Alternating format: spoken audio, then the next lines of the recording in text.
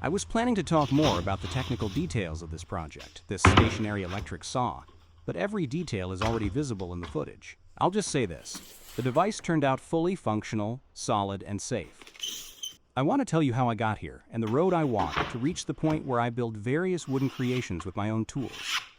School was neither comfortable nor inspiring for me. I remember the constant demand: memorize, repeat, fit into a frame. I didn't know it back then, but even at that age, I was bothered by the question: why should I do something I don't feel? What you learn only for exams rarely helps you in real life.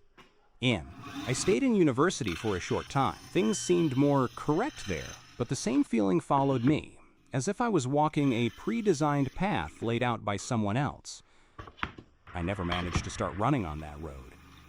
The system couldn't carry me, and I couldn't adapt to it, but I always loved learning, so I started studying on my own, ACCA Financial School, which I completed successfully, international programs in Europe where education came without a cage, and most importantly, I taught myself everything I was genuinely curious about. Then came the period of searching. I worked as a currency broker, an ocean of numbers, graphs, trends. That's where I first realized that markets are as hot as human tempers. Sometimes life tests how much patience you really have. Then I moved to a bank. Analysis, decisions, loans, risks. I evaluated other people's businesses, the viability of their plans. Work was steady, respect was there, competence was growing. But the higher the numbers I looked at, the quieter my inner voice became. And that's exactly when I took a step, maybe out of inexperience, and created my first business, a microfinance organization. I built the model from scratch, wrote manuals, set up processes. No one could tell me how far I'd go, but I understood something. When something belongs to you, time moves differently. One day feels like a year, and one mistake costs much more. I grew in that dynamic, got tangled in problems, and learned solutions, not on paper, but behind the wall. Eventually, I completed that chapter. In 18 months, I had 44 employees and hundreds of thousands in turnover. That's when I understood that business isn't just about money. It's about people's moods, responsibility, and the promise of stability. But as life goes, every uphill has a downhill point in. I went through a phase of bad habits. At one point, life started sliding down the slope. But I stopped. I got out. My family stood beside me, and I rebuilt myself. And then I returned to the business world, in sales, management, and distribution. And I reached director level, created new products end-to-end, branding, logistics, formulation. And it was a significant experience, running a 300-person organization for 4 years. Most people think that's where the story ends: office, stamp, status, endless meetings. But for me, that's when a new question began in. And then, what's beyond this?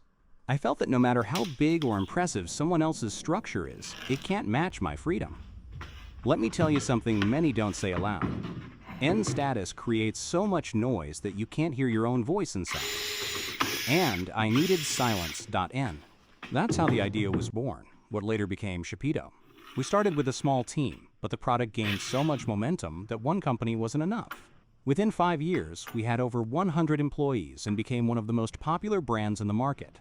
We developed subsidiaries, food industry, toy manufacturing, retail, animated film production, and more. But there's something they don't teach you in business schools. When you grow fast, you attract giants.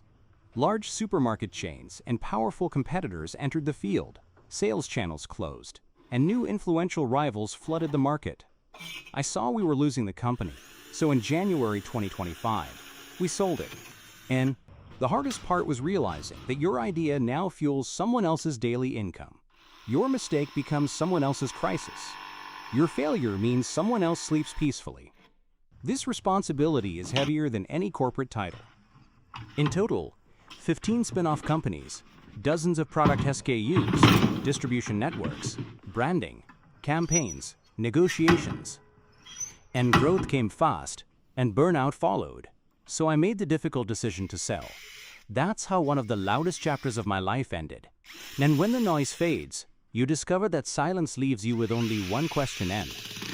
What will you create with your own hands now? That question pulled me back to materials that never lied to me: wood, metal, and mechanics. In this project, the electric saw you're watching, lies that return. Since childhood, I loved tools. For years, whenever I saw them on a store shelf, I kept buying. What you see here is a collection built over many years, tools I had never actually used. During this transition, I decided to dedicate a few days to my childhood hobby, while thinking about the answer to, what will I do next? And that's how I ended up here. During this process, the mind clears. Speed, pressure, force. A long road brought me to this electric saw. Experience, mistakes, lessons, success, the search for peace. And the most honest thing I can say at this stage is simple. Here, I found natural breathing. And you know what? I don't know if tomorrow I'll build another business or become a CEO again, but I understand clearly, everyone has a love like this inside them. The desire to work with their hands, life just rarely allows it.